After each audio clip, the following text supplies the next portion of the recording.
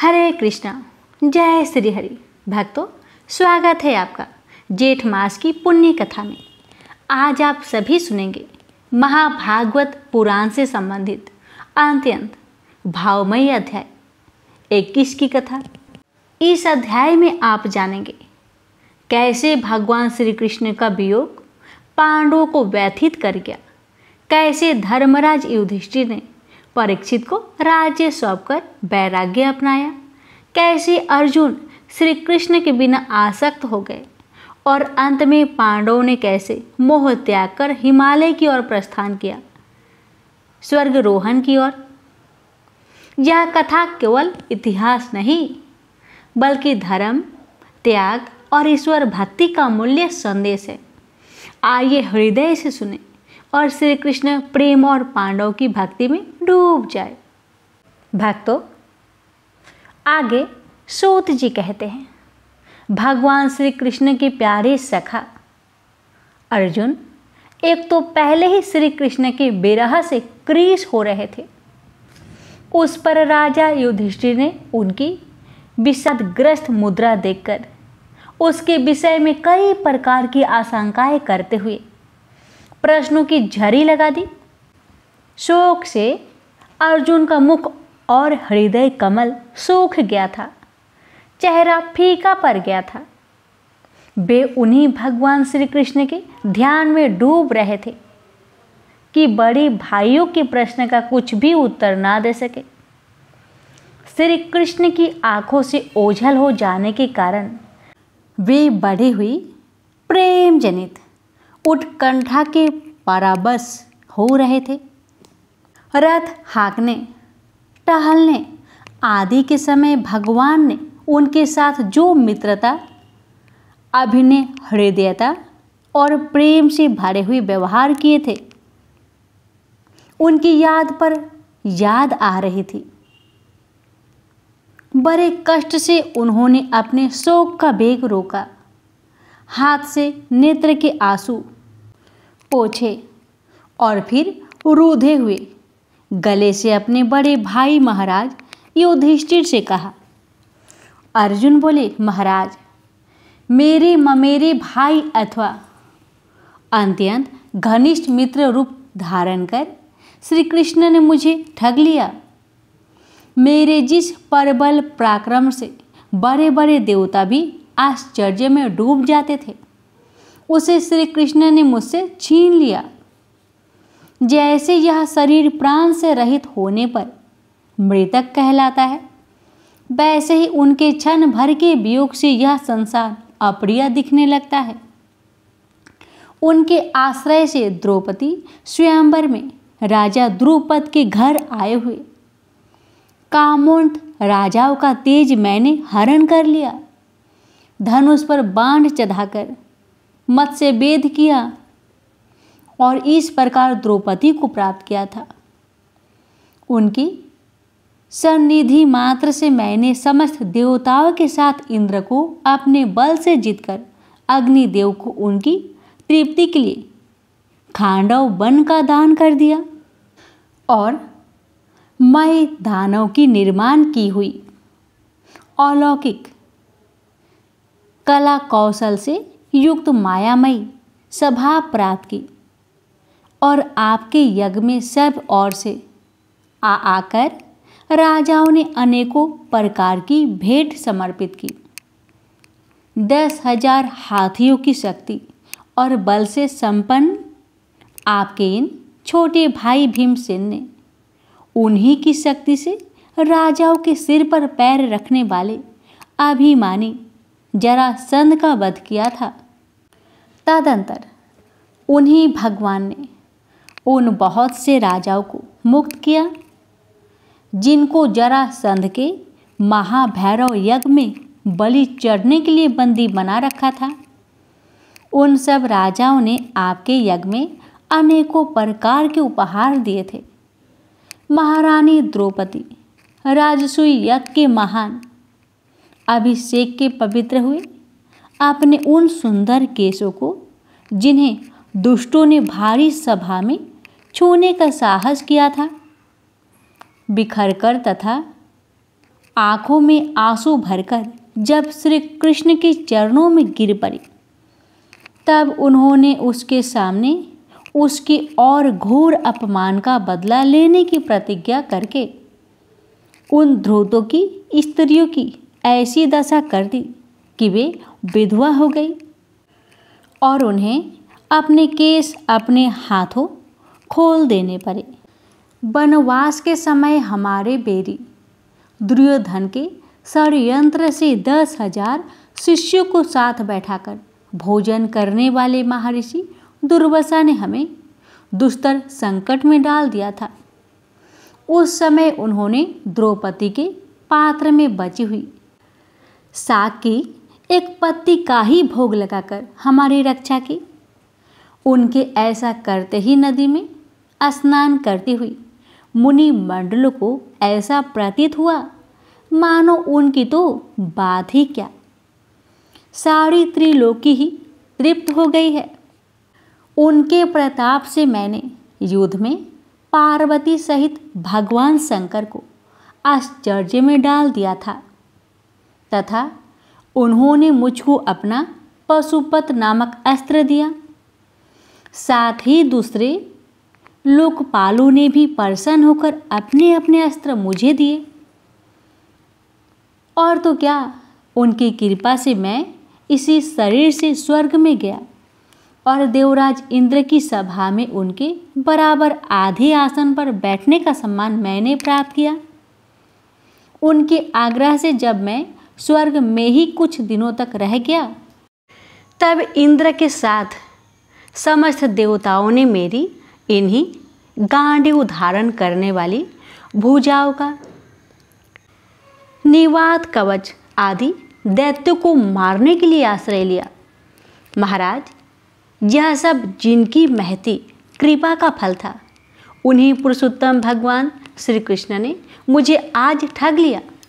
महाराज, कौरवों की सेना भीष्म द्रोण आदि अजय महामत्यों से पूर्ण अपार समुद्र के समान दुस्तर थी, परंतु उनका आश्रय ग्रहण करके अकेले ही रथ पर सवार हो मैं उसे पार कर गया। उन्हीं की सहायता से आपको याद होगा मैंने शत्रुओं से राजा विराट का सारा गोधन तो वापस ले ही लिया था, साथ ही उनके सिरों पर से चमकते हुए मणिमय मुकुट तथा अंगों के अलंकार तक छीन लिए थे। भाई जी, कौरवों की सेना भीष्म, कर्ण, द्रोण, शल्य तथा अन्य बड़े बड़े राजाओं और क्षत्रिय वीरों के रथों से शोभ्यमान थी। उसके सामने मेरे आगे आगे चलकर वे अपनी दृष्टि से ही उन महारथी युद्ध पतियों की आयु, मन, उत्साह और बल को छीन लिया करते थे। द्रोणाचार्य, भीष्म, कर्ण, भूरिश्रवा, सुशर्मा, शल्य, जयद्रथ और ब्राहिक आदि वीरों ने मुझ पर अपने कभी न चुकने वाले अस्त्र चलाए थे, परंतु जैसे हिरण्यकशिपु आदि दैत्यों के अस्त्र शस्त्र भगवान भक्त प्रहलाद का स्पर्श नहीं करते थे, वैसे ही उनकी शास्त्र मुझे छू तक नहीं सके।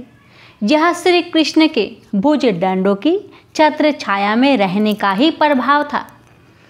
श्रेष्ठ पुरुष संसार से मुक्त होने के लिए जिनके चरण कमलों का सेवन करते हैं, अपने आप तक को दे डालने वाले उन भगवान को मुझ दुर्बुद्धि ने सारथी तक बना डाला। आहा, जिस समय मेरे घोड़े थक गए थे और मैं रथ से उतरकर पृथ्वी पर खड़ा था, उस समय बड़े बड़े महारथी शत्रु भी मुझ पर प्रहार ना कर सके, क्योंकि श्री कृष्ण के प्रभाव से उनकी बुद्धि मारी गई थी। महाराज, माधव के उन्मुक्त और मधुर मुस्कान से युक्त विनोद भरे एवं हृदय स्पर्शी वचन और उनका मुझे पार्थ, अनुज, सखा, कुरुनंदन आदि कहकर पुकारना मुझे याद आने पर मेरे हृदय में उथल पुथल मचा देते हैं। सोने, बैठने, टहलने और अपने संबंध में बड़ी बड़ी बातें करने तथा भोजन आदि करने में हम प्राय एक साथ रहा करते थे। किसी किसी दिन में वैगस्य उन्हें कह बैठता, मित्र तुम तो बड़े सत्यवादी हो। उस समय भी वे महापुरुष अपने महाअनुभाव तक के कारण जैसे मित्र अपने मित्र का और पिता अपने पुत्र का अपराध सह लेता है, उसी प्रकार मुझ दुर्बुद्धि के अपराधों को सह लिया करते थे। महाराज, जो मेरे सखा प्रिय मित्र नहीं मेरे हृदय ही थे, उन्हीं पुरुषोत्तम भगवान से मैं रहित हो गया हूँ। भगवान की पत्नियों को द्वारिका से अपने साथ ला रहा था, परंतु मार्ग में दुष्ट गोपों ने मुझे एक अबला की भांति हरा दिया और मैं उनकी रक्षा न कर सका। वही मेरा गांडीव धनुष है, वे ही वाहन हैं, वे ही रथ है, वे ही घोड़े हैं और वो ही मैं रथी अर्जुन हूँ, जिसके सामने बड़े बड़े राजा लोग सिर झुकाया करते थे। श्री कृष्ण के बिना ये सब एक ही क्षण में नहीं के समान सार शून्य हो गए। ठीक उसी तरह जैसे भस्म में डाली हुई आहुति, कपट भरी सेवा और ऊपर में बोया हुआ बीज व्यर्थ जाता है। राजन, आपने द्वारिकावासी अपने जिस सुहद संबंधियों की बात पूछी है, वे ब्राह्मण की श्रापवश मोहग्रस्त हो गए और बारूनी मदिरा के पान से मदोमत होकर अपरिचितों की भांति आपस में ही एक दूसरे से भिड़ गए और घूसों से मार पीट कर सब के सब नष्ट हो गए। उनमें से केवल 4-5 ही बचे हैं। वास्तव में यह सर्वशक्तिमान भगवान की ही लीला है कि संसार के प्राणी परस्पर एक दूसरे का पालन पोषण भी करते हैं और एक दूसरे को मार भी डालते हैं। राजन, जिस प्रकार जलचरों में बड़े जंतु छोटे को बलवान, दुर्बलों को एवं बड़े और बलवान भी परस्पर एक दूसरे को खा जाते हैं, उसी प्रकार अतिशय बली और बड़े यदुवंशियों के द्वारा भगवान ने दूसरे राजाओं का संहार कराया। तत्पश्चात यदुवंशियों के द्वारा ही एक से दूसरे यदुवंशी का नाश करा के पूर्ण रूप से पृथ्वी का भार उतार दिया। भगवान श्री कृष्ण ने मुझे जो शिक्षाएं दी थी, वे देश, काल और प्रयोजन के अनुरूप तथा हृदय के ताप को शांत करने वाली थी। स्मरण आते ही वे हमारे चित्त का हरण कर लेती है। सूत जी कहते हैं, इस प्रकार प्रगाढ़ प्रेम से भगवान श्री कृष्ण के चरण कमलों का चिंतन करते करते अर्जुन की चित्तवृत्ति अत्यंत निर्मल और प्रशांत हो गई। उनकी प्रेममयी भक्ति भगवान श्री कृष्ण के चरण कमलों के आहनिरस चिंतन से अत्यंत बढ़ गई। भक्ति के वेग ने उनके हृदय को मथ कर उसमें सारे विकारों को बाहर निकाल दिया। उन्हें युद्ध के प्रारंभ में भगवान के द्वारा उपदेश किया हुआ गीता ज्ञान पुनः स्मरण हो आया, जिसकी काल के व्यवधान और कर्मों के विस्तार के कारण प्रारब्धवश कुछ दिनों के लिए विस्मृति हो गई थी। ब्रह्म ज्ञान की प्राप्ति से माया का आवरण भंग होकर गुणातीत अवस्था प्राप्त हो गई। दैत्य का संचय निवृत्त हो गया, सूक्ष्म शरीर भंग हो गया। वे शोक एवं जन्म मृत्यु के चक्र से सर्वथा मुक्त हो गए। भगवान के स्वधाम गमन और यदुवंश के संहार का वृत्तांत सुनकर निश्चिलमति युधिष्ठिर ने स्वर्गारोहण का निश्चय किया। कुंती ने भी अर्जुन के मुख से यदुवंशियों के नाश और भगवान के 100 धाम गमन की बात सुनकर अनन्य भक्ति से अपने हृदय को भगवान श्री कृष्ण में लगा दिया और सदा के लिए इस जन्म मृत्यु रूप संसार से अपना मुंह मोड़ लिया। भगवान श्री कृष्ण ने लोक दृष्टि में जिस यादव शरीर से पृथ्वी का भार उतारा था, उसका वैसे ही परित्याग कर दिया जैसे कोई कांटे से कांटा निकालकर फिर दोनों को फेंक दे। भगवान के दृष्टि में दोनों ही समान थे।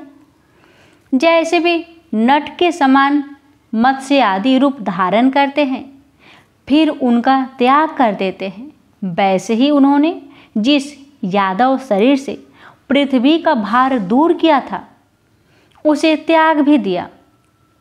जिनकी मधुर लीलाएं श्रवण करने योग्य है, उन भगवान श्री कृष्ण ने जब अपने मनुष्य के शरीर से इस पृथ्वी का परित्याग कर दिया, उसी दिन विचारहीन लोगों को अधर्म में फंसाने वाला कलयुग आधम का महाराज युधिष्ठिर से कलयुग का फैसला छिपा ना रहा।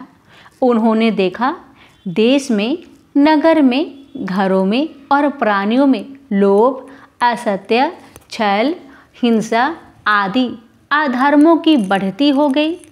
तब उन्होंने महाप्रस्थान का निश्चय किया। उन्होंने अपने विनयी पौत्र परीक्षित को, जो गुणों में उन्हीं के समान थे, समुद्र से घिरी हुई पृथ्वी के सम्राट पद पर हस्तिनापुर में अभिषिक्त किया। उन्होंने मथुरा में सूर सेनाधिपति के रूप में अनिरुद्ध के पुत्र वज्र का अभिषेक किया। इसके बाद समर्थ युधिष्ठिर ने प्रजापाते यज्ञ करके आहवनीय आदि अग्नियों को अपने में लीन कर दिया, अर्थात गृहस्थी आश्रम के धर्म से मुक्त होकर उन्होंने संन्यास ग्रहण किया। युधिष्ठिर ने अपने सब वस्त्र भूषण आदि वहीं छोड़ दिए एवं ममता और अहंकार से रहित होकर समस्त बंधन काट डाले। उन्होंने दृढ़ भावना से वाणी को मन में, मन को प्राण में, प्राण को अपमान में और अपमान को उसकी क्रिया के साथ मृत्यु में तथा मृत्यु को पंचभूतमयी शरीर में लीन कर लिया। इस प्रकार शरीर को मृत्यु रूप अनुभव करके उन्होंने उसे त्रिगुण में मिला दिया। त्रिगुण को मूल प्रकृति में, सर्व कारण रूपा प्रकृति को आत्मा में और आत्मा को अविनाशी ब्रह्म में विलीन कर दिया। उन्हें यह अनुभव होने लगा कि यह संपूर्ण दृश्य परपंच ब्रह्म स्वरूप है। इसके पश्चात उन्होंने शरीर पर चीर वस्त्र धारण कर लिया, अन्य जल का त्याग कर दिया, मौन ले लिया और केश खोलकर बिखर लिए। वे अपने रूप को ऐसा दिखाने लगे जैसे कोई जड़, उन्मत्त या पिशाच हो। फिर वे बिना किसी की बाट देखे तथा बाहरी की तरह बिना किसी की बात सुने घर से निकल पड़े, हृदय में उस परम ब्रह्मा का ध्यान करते हुए जिसको प्राप्त करके फिर लौटना नहीं होता। उन्होंने उत्तर दिशा की यात्रा की, जिस ओर पहले बड़े बड़े महात्मा जन जा चुके हैं। भीमसेन, अर्जुन आदि युधिष्ठिर के छोटे भाइयों ने भी देखा कि अब पृथ्वी में सभी लोगों को अधर्म के सहायक कलयुग ने प्रभावित कर डाला है। इसलिए वे भी श्री कृष्ण चरणों की प्राप्ति का दृढ़ निश्चय करके अपने बड़े भाई के पीछे पीछे चल पड़े। उन्होंने जीवन के सभी लाभ भली भांति प्राप्त कर लिए थे। इसलिए यह निश्चय करके कि भगवान श्री कृष्ण के चरण कमल ही हमारे परम पुरुषार्थ है, उन्होंने उन्हें हृदय में धारण किया। पांडव के हृदय में भगवान श्री कृष्ण के चरण कमलों के ध्यान से भक्तिभाव उमड़ आया। उनकी बुद्धि सर्वथा शुद्ध होकर भगवान श्री कृष्ण के उस सर्वोत्कृष्ट स्वरूप में अनन्य भाव से स्थिर हो गई, जिसमें निष्पाप पुरुष ही स्थिर हो पाते हैं। फलतः उन्होंने अपने विशुद्ध अंतःकरण से स्वयं ही वह गति प्राप्त की जो विषयासक्त दुष्ट मनुष्य को कभी प्राप्त नहीं हो सकती। संयमी एवं श्री कृष्ण के प्रेमावेश में मुग्ध भगवानमयी विदुर जी ने भी अपने शरीर को प्रभास क्षेत्र में त्याग दिया। उस समय उन्हें लेने के लिए आए हुए पितरों के साथ वे अपने लोक यमलोक को चले गए। द्रौपदी ने देखा कि अब पांडव लोग निरपेक्ष हो गए हैं, तब वे भी अनन्य प्रेम से भगवान श्री कृष्ण का ही चिंतन करके उन्हें प्राप्त हो गई। भगवान के प्यारे भक्त पांडव के महापरायण की इस परम पवित्र और मंगलमयी कथा को जो भी पुरुष श्रद्धा से सुनता है वह निश्चय ही भगवान की भक्ति और मोक्ष प्राप्त करता है। प्रेम से बोलिए हरे कृष्ण। भक्तों, आज की अध्याय यहीं पर समाप्त हो रही है।